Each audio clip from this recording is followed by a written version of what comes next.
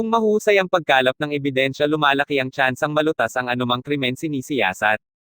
Kaya sa bawat kasong matututukan ng inyong crime scene investigator, dadalhin namin kayo sa sentro ng aming investigasyon hanggang sa pagpersiging mahanap ang katotohanan. Gamit ang siyensya, logika at pagkamaparaan ay humantong sa pagkalutas ng kasong aming sinisiyasat. Humanda na sa misteryo at drama ng tutuhanang pagsisiyasat na ihahatid sa inyo ng First Palawan Provincial Mobile Force Company. Pasado alas 11 ng gabi, ika-19 ng Nobyembre, taong 2020, nagulantang ang mga namamasyal sa Mendoza Park Plaza, Puerto Princesa City, sa isang insidente ng pananaksak sa masipag na ama na kinilalang si Inicacio Dep. Masaya silang namamasyal sa may Mendoza Park, hindi inakala ng butihing ama na ang masaya nilang mga sandali ay hudyat na pala ng maaga niyang pagkawala sa mundong ibabaw. Iyon na pala ang huling sandali na makakapiling siya ng kanyang mga anak. Tunghayan natin ang tunay na pangyayari at motibo sa malagim na krimen na ito.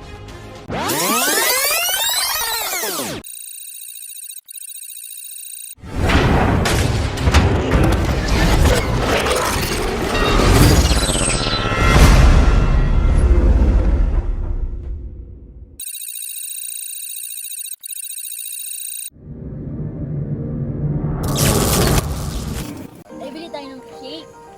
May pira ka tay? Tsaka Coke, popcorn. Coke. Popcorn. Yung shake, yung ano shake. Bago maganap ang karumal-dumal na krimen, ay masayang nag-iinuman ang magpinsan na sina Lester Ladre at Ronald Palema, kasama ang dalawa pa nilang kaibigan, sa bahay nila Lester.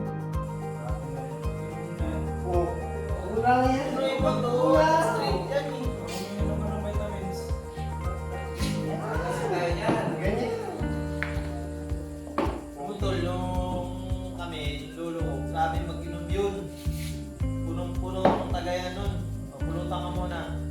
Hindi ka maumay. Siyempre, pag sinulog ka, ako ganun din. Oo naman. Kailangan matibay tayo eh. Hindi nga natin. Dapat ka muna sa akin. Siyempre, simbang na to. Magda, hindi ka Tingnan mo na. tol, ako ba? Lasing na ata ako eh. Ito lasing, pasa eh. Narinig ko na ako eh. Kasi mo tol. Ito tulog. Ito tanging lolo. Tuloy natin. Paano? Yan! Yan! Ganyan! Yan tol. Tapos, Siyempre, puto na sa akin. Ito na yan. wow! Galing mo. Hindi mo binigo si lolo mo, Ayun tol. na sa'yo tol. Oh. Itupig yan eh. Ah, talaga, ganyan ba si lolo mo? Matibay ba si lolo mo? Matibay. Ay, binalik na po. Ayos ah. Grabe. Baka di mo kayanin yung magmangga ka muna. Ay, malakas ganun yan. Mga lolo ko. Lolo ko ganun yun. Malakas ka yung lolo mo. Ito naman yung tagay natin. Oo. Ang grabe. Ganito yung lolo ko Baka magtagay. talaga tol, baka. Ano? Ginagawa mo na tubig, mas malamang pa rin gagawin mo Kapag tubig. pala yung lolo ko.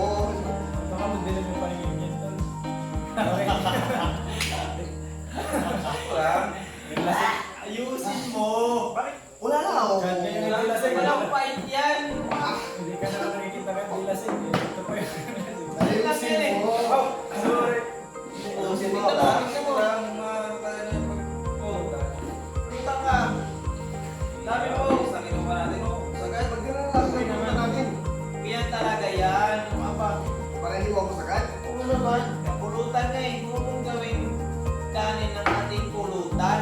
Hindi yan. Pulutan lamang. Hindi yan. Marami tayong pambili ng pulutan. Ayusin mo. Sa akin na naman. Bilis naman. Bilis ang tagay. Ayusin nyo. Tayo, speaking payo para gusto mo.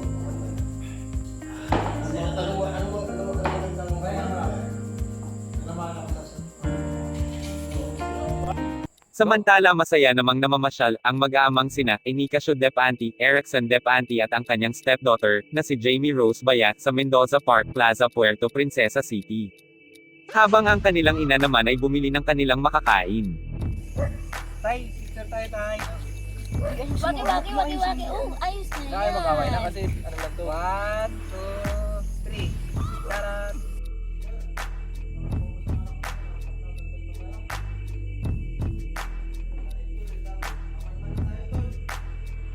Matapos mag-inuman, ay nagyaya na kumain ng lugaw si Lester, malapit sa Mendoza Plaza, para mahimasmasan, subalit hindi na kayang maglakad ng isa nilang kasama dahil sa sobrang kalasinggan, kaya nagpasya ang isa pa nilang kasama, na ihatid na lang ang lasing na kainuman, sa bahay nito. Tapos maglugaw tayo dun, masarap ang lugaw. Kasi si Boboy lang.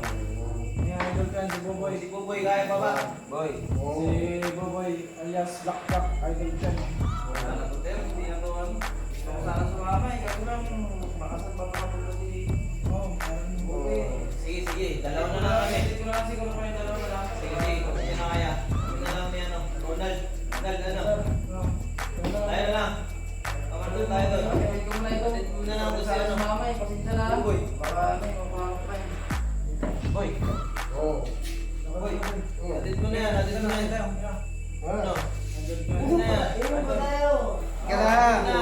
mo na kaya eh. Kami na lang. Kami na. Kaya mo na yan. Atid mo na yan. Atid mo na. Kaya ang magpinsan na lamang ang natuloy sa pagkain ng lugaw, pero bago umalis ay tinawagan at niyaya ni Lester ang kanyang kasintahan na pumunta sa lugawan. Lulugaw na tayo. Tawagan ko muna ang girlfriend ko. Ay, na. Tawagan ko muna si Gina. Oo, mahal ko yun. Hindi man lulukol. Mahal na mahal ako nun. Hello. Hello, Han.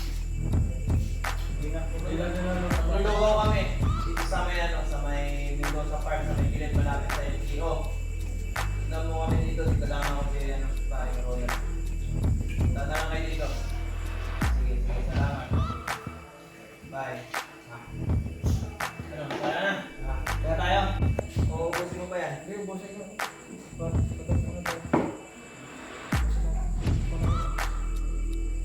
Doon tayo sa may ano, sa may Mendoza Park. Masarap ang lugaw din. Ang lugaw doon. Special nila marami. Lugaw. Essential pa lugaw doon. Oo, hindi. Ako na. Gusto niya yan. May lagay mo na yung lahat. Tapang butol. Naalis tayo. Oh, siyempre. Layuan. Layuan ni Boboy. Sige, balikan na natin bukas. Iwan mo na yan dyan. Tara.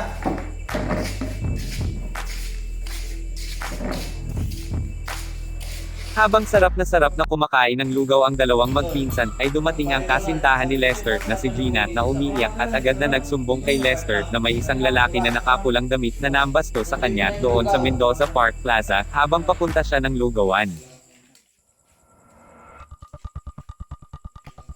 Init pa. Oh. Wala akong nakapula dun sa plaza. Sino nakapula yun? Mukha mo ba? Hindi ko nga siya kilala eh. Nandun pa.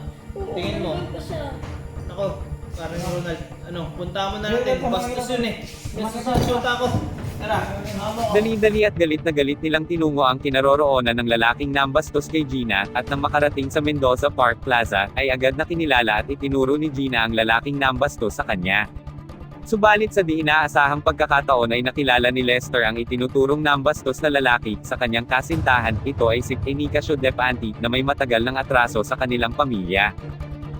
Babe, asan ba dyan sinasabi mo na pasta sa'yo? Hindi ko yung nakapula, yun yung basta sa akin. Wait lang, kilala ko yan ah. May atraso sa akin yan. Sige nga.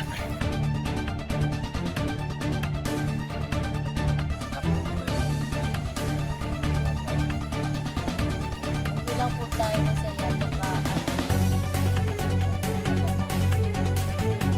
Ako kasi nagpasa ko na sa epidetic ako. Okay lang yun siya tayo. Hindi nga, uy. Magpalakot kayo. Wow! Gara ka?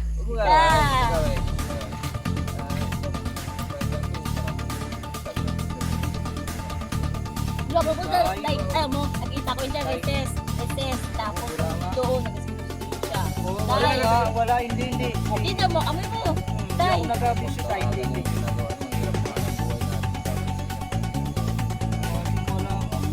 Wala na ako nagpamana sa inyo.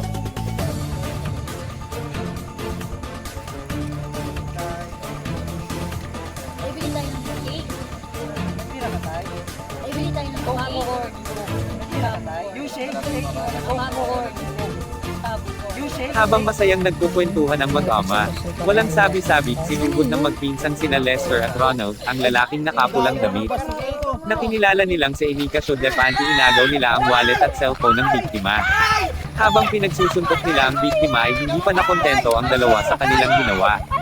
Binunot ni Ronald ang patalim sa bewang ni Lester at sinubukan nitong saksakin ang biktima ng 2 ulit subalit hindi ito tinamaan. Nakita ito ng stepdaughter na si Jamie Rose Baya. At agad na pinigilan ang pagsaksak ni Ronald sa kanyang ama kaya naging dahilan ng pagkahulog ng patalim sa lupa. Agad namang pinulot ni Lester ang patalim at sinaksak sa hita ang biktima. Nakita ng 2 lokal na turista ang naganap na pananaksak sa biktima. Agad silang nagsisigaw na tigilan na ang ginagawang pananaksak ng 2 lalaki.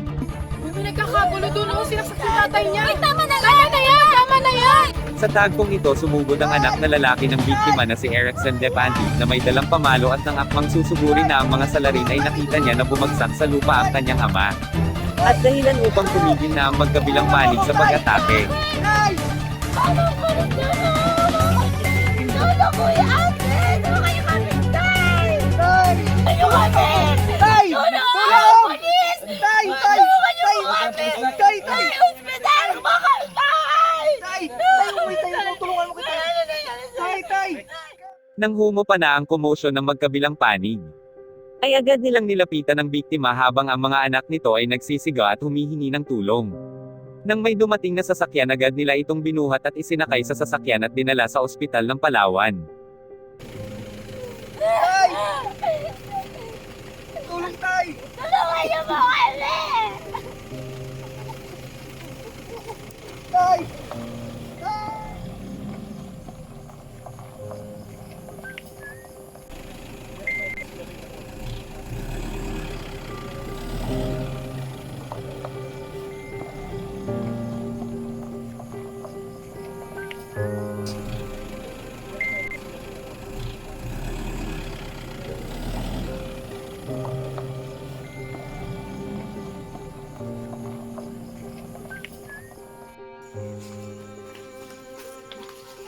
Naisugod pa sa ospital ng Palawan ng kanyang mga anak si Enika Shodepante, ngunit idineklara itong dead on arrival ng doktor na umasikaso sa kanila.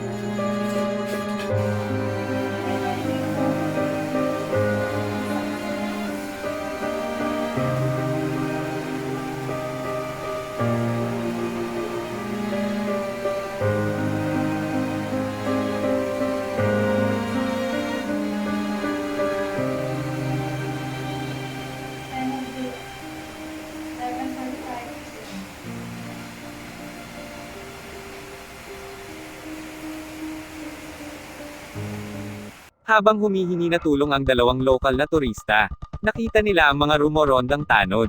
At agad nilang pinagbigay alam ang mga nangyaring insidente. Agara namang tumawag sa himpilan ng pulisya ang tanod na si Max T. Juan upang ipagbigay alam ang nangyaring krimen sa kanilang nasasakupan. Hello, magandang gabi po. Hello, magandang gabi din. First Palawan Provincial Mobile Force Company. Ano po bang may paglilingkod ko sa inyo? Sir, may i-report po ako sir na gulo dito sir. Saang lugar ba yan? Sir, sa Mendoza Park sir. Sino po sila? Maaari ko po bang makuha ang inyong pangalan? Tanod Max T1 ng Barangay Model sir. Anong oras po ba nangyari ang kaguluhan na yan, sir? Mga bandang alas 11 ng gabi po sir. Nandyan pa po ba ang mga sangkot sa gulo, sir? Sir, yung biktima sir dinala na po sir sa ospital. So may mga naiwan pa dito sir. Sige. Hintayin mo na lang ating kapulisan dyan at paparating na sila. Paki-assist mo na lang po muna dyan habang hindi pa dumarating ating kapulisan.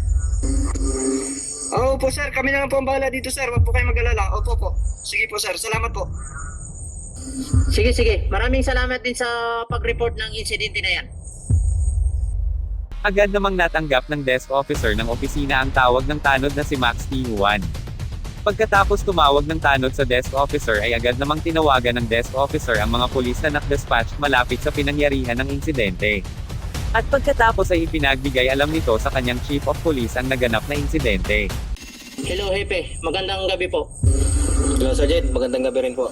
May natanggap ako ditong tawag na report ng isang barangay tanod ng barangay Model na may nangyaring kaguluhan dyan malapit sa area nyo sa Mendoza Park Plaza.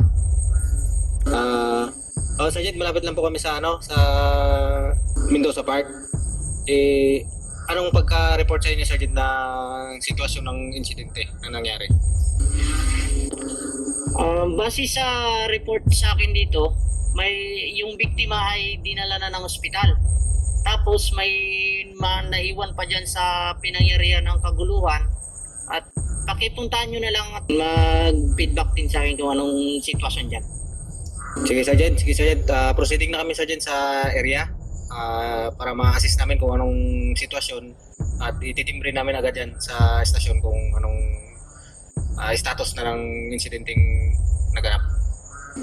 Sige po. Maraming salamat at ingat kayo. Hello, sir. Magandang gabi po, sir. Hello, magandang gabi, Sergeant.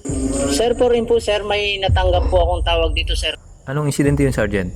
May nangyari pong kaguluhan dun sa Barangay Model sa Mendoza Park Plaza, sir.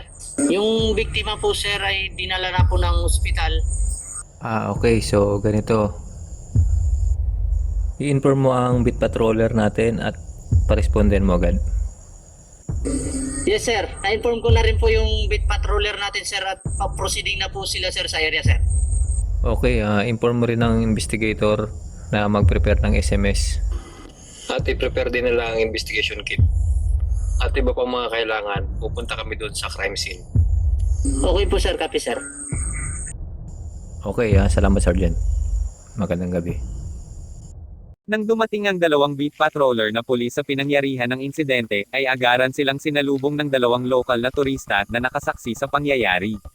At agad nila ipinagbigay alam kung ano ang nangyari at kung sino ang may gawa nito. Namin yung lalaki, binubugbog po siya, saka sinasaksak po ng dalawang lalaki. Nakita niyo ba kung sinasmaksak? Opo, sir, yung nandyan po, sir, yung dalawang lasing po. Asan sila? Kilala niyo po ba? Hindi po pero namumukhaan po namin sila, sir. Maaari niyo bang ituro sa amin kung nasaan sila? Opo, sir, opo, sir. Saan po sila? Ito po, sir, yung dalawa po. Sir, yan po, sir, yan. Ayun, Silang sir, yung dalawa, dalawang sir. yan, nakaupo Yan, yun. yan po Ito, silang dalawa yan. dalawa na yan? Opo, yan, yung dalawang lasing na yan, sir. Sila po ang dalawa yung bugbog, sir.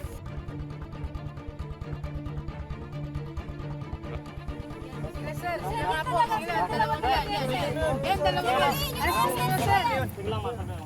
Mayroon pong may kinalaman sa pangarapag na nangyari dito? Sir, sir, yan, sir. Nagkaroon ng dalawang witness na namin. Nakita namin. Mayroon ng Dalawa, nakita dito. nakita namin kayong dalawa. Makita namin kayo hindi ka presento? Hindi, kaya tinuturo ng dalawang witness dito eh.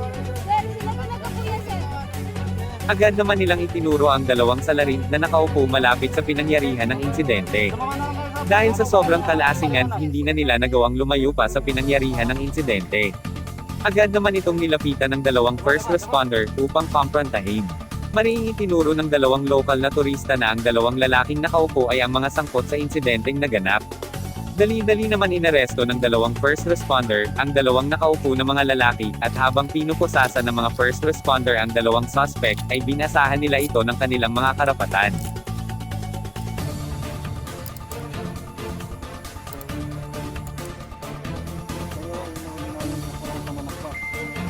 Yung dalawa ay may karapatang manahimik.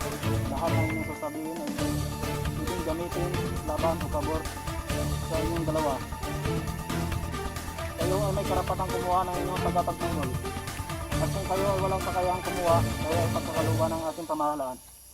Naintindihan niyo ba ang inyong mga karapatan? Yes, sir. Naintindihan namin, sir. Team, may stabbing incident doon sa may Mendoza Park.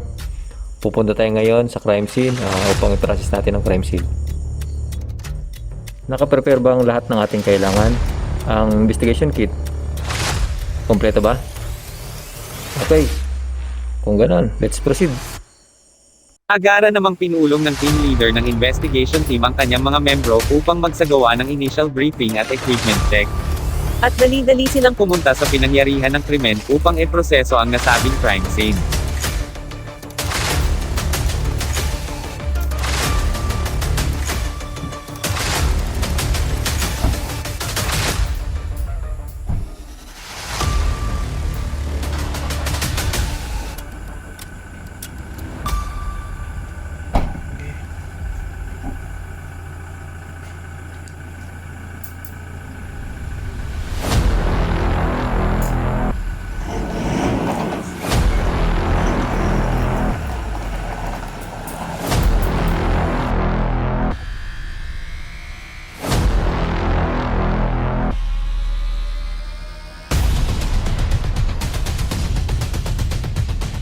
Pagdating sa area ng search and team ay hihingi ng status report ang team leader sa first responder.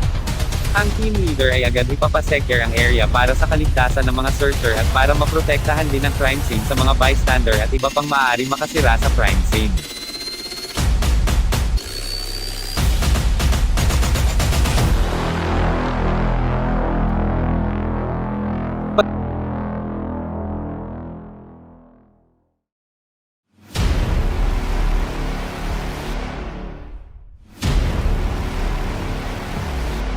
Audio Jungle.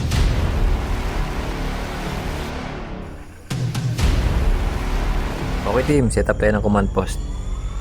Matapos ma-secure ang area ay maglalagay ng command post ang investigation team upang doon nila maaaring ilagay ang lahat ng kanilang gagamitin at magsagawa ng mga briefing.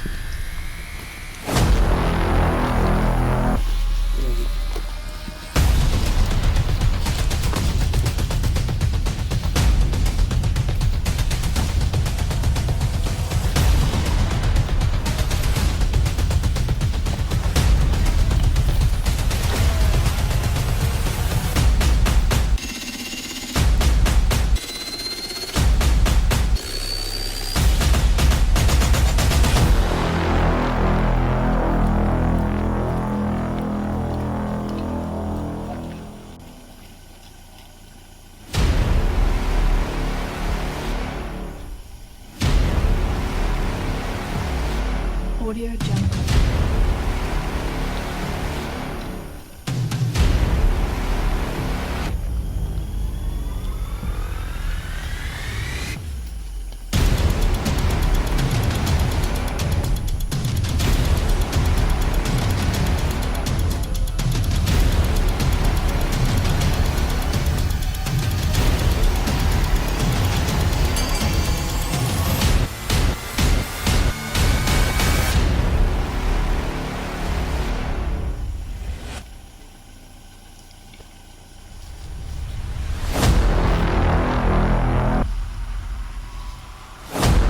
Okay team, magkakandak muna ako ng initial survey bago natin na i-process ang crime scene.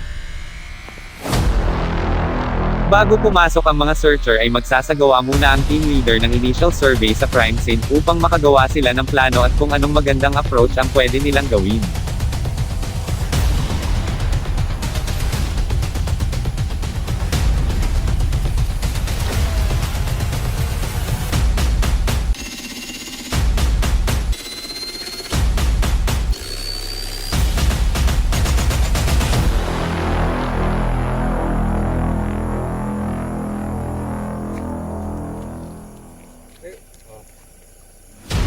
Ito yung situation. Merong kutsilyo, merong bakas ng dugo, Audio Jungle. may tsinelas. Yun lang yung visible na ebidensya na nakita ko.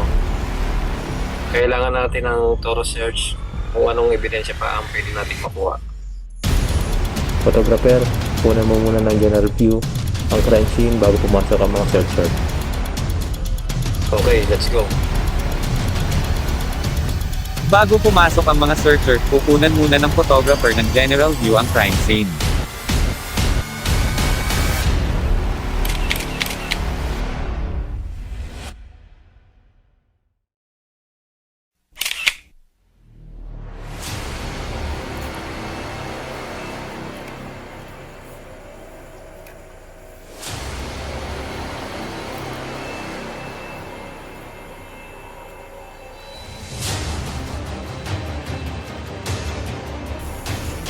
konting ano,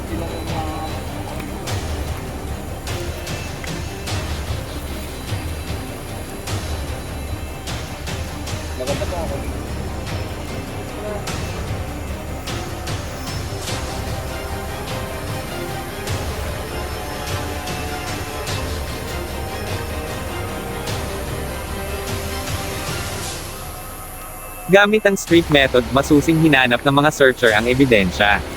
Kapag may nakita silang ebidensya ay itataas ng searcher ang kanyang kamay upang lagyan ng markings ang ebidensya na nakita.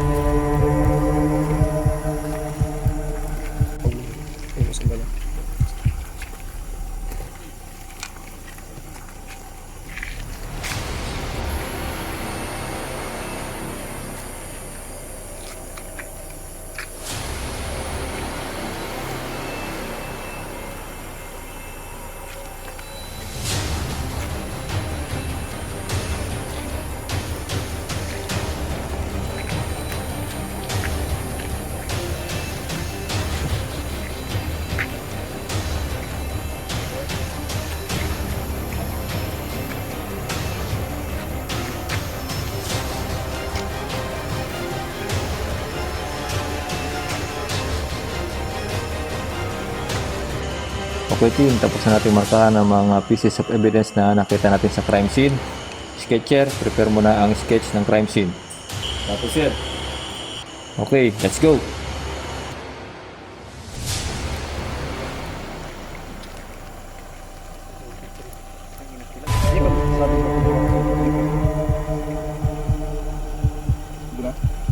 Black pouch 23 feet. Number 2. Dalawang chinelas. Pieces. Matapos markahan ng mga searcher ang mga nakitang ebidensya, ay susukatin naman ito gamit ang triangulation at itatala sa sketch ng sketcher. Ito ay nagbibigay ng eksaktong lokasyon ng mga ebidensya at ang relasyon ng bawat isa. Maaari rin itong gamitin upang i-reconstruct ang crime scene.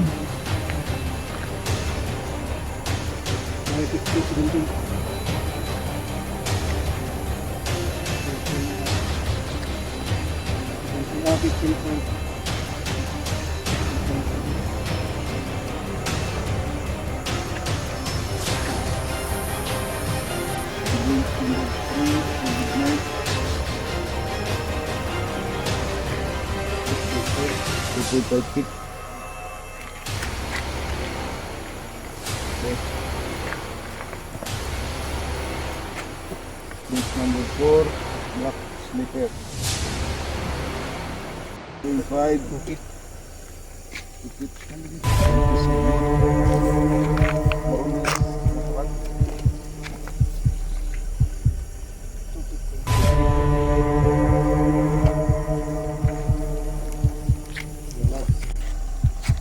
Blood stain 6.5 feet.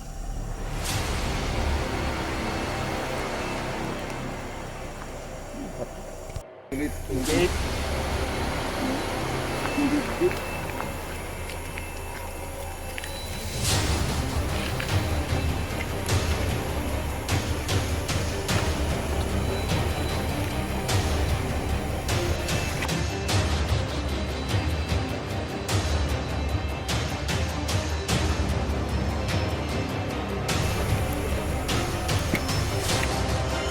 Okay team, bago natin kolektahin ang mga evidence na nakita natin recorder and photographer, before natin i-leak ang mga evidence, sasabihin ng kolektor kung anong evidence yon, anong number, i-record sa inventory ng recorder, tapos pipicturean ng photographer. Okay? Bago kunin ng kolektor ang ebidensya ay sasabihin ng kolektor kung anong ebidensya at anong number at itatala sa inventory ng recorder at pipicturean ng photographer bago ito kunin.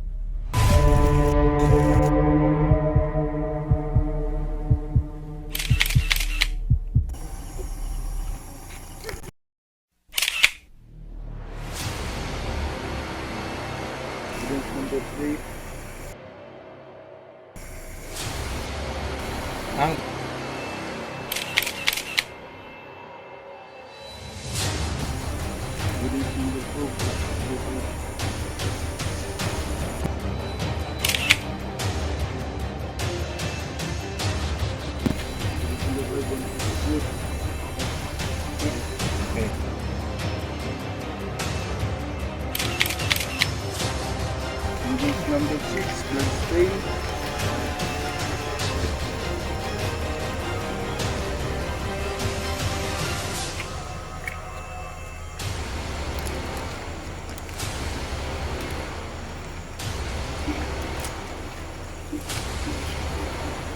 Ako nang bahala magpaganda.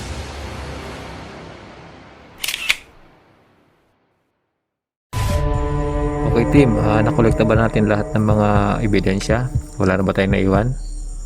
Okay, magkakandak muna ako ng final survey para ma-turn over na natin ito sa mga barangay official.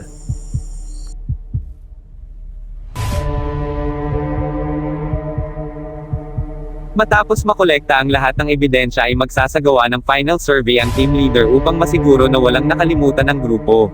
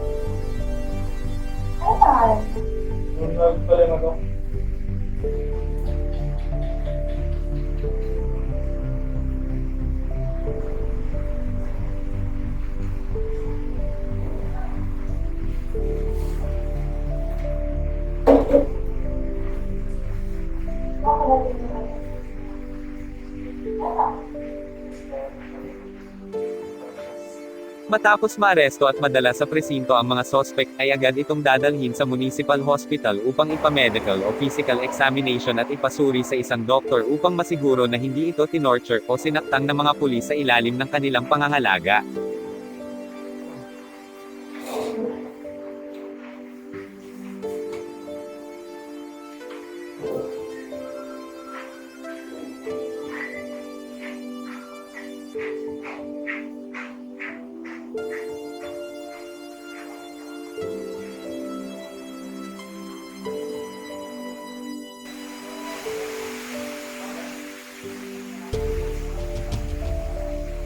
Ayon sa Section 2 ng Republic Act 7438, ang tao na arestado, detained or under custodial investigation ay mga karapatan sa ating batas at ang karapatan na ito ay obligasyon ng pulis o law enforcer na sundin. A. Ang akusado at all times shall be assisted ng kanyang abogado.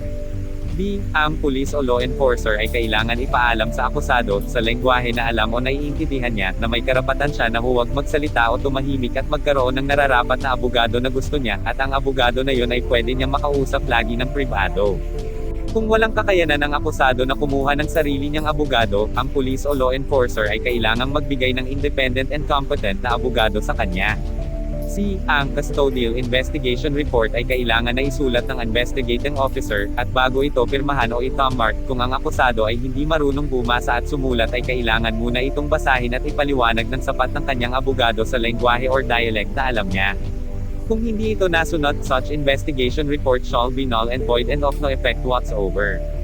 D. Anumang pag-amin o pag-ako ng krimen na kung tawagin ay extrajudicial confession ay kailangang nakasulat sa harap ng kanyang abogado o kung wala siya, sa harap ng parents, elder brothers and sisters, his spouse, the municipal mayor, the municipal judge, district school supervisor, or priest or minister of the gospel na napili niya. Otherwise, such extrajudicial confession shall be inadmissible as evidence in any proceeding. Any waiver o pagwaksi ng akusado sa mga karapatan na ito ay kailangan din na nakasulat at pinirmahan niya sa harap ng kanyang abogado, otherwise the waiver shall be null and void and of no effect. F. Ang akusado ay may karapatan na dalawin ng kanyang immediate family, or any medical doctor or priest or religious minister na gusto niya o ng abogado niya, or by any national non-governmental organization duly accredited by the Commission on Human Rights, or by any international non-governmental organization duly accredited by the Office of the President.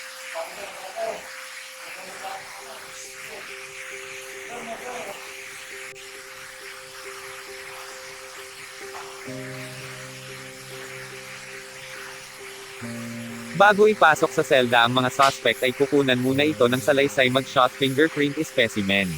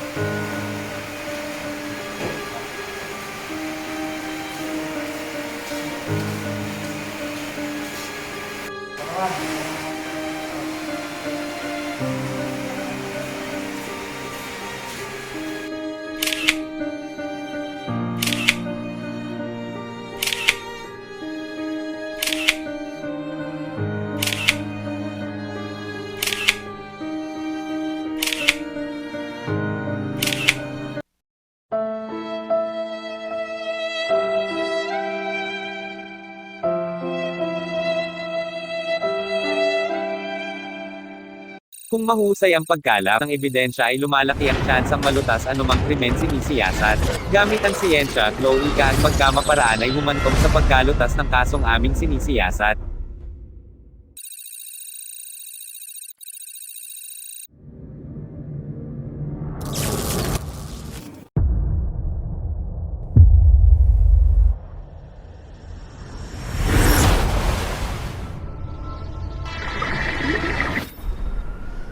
After the tone, please leave a message.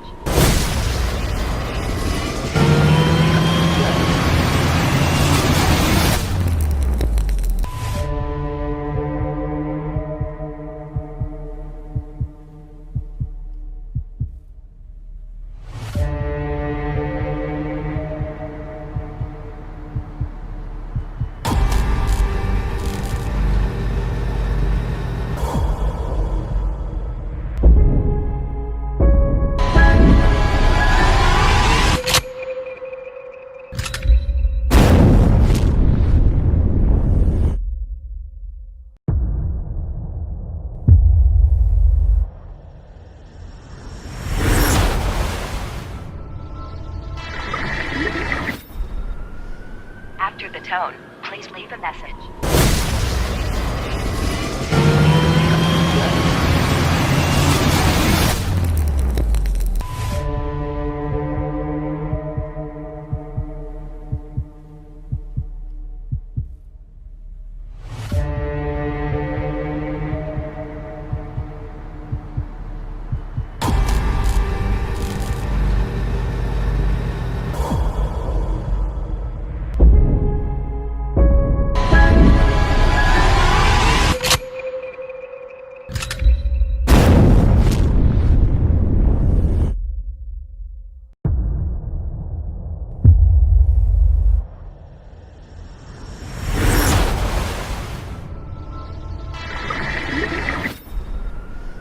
After the tone, please leave a message.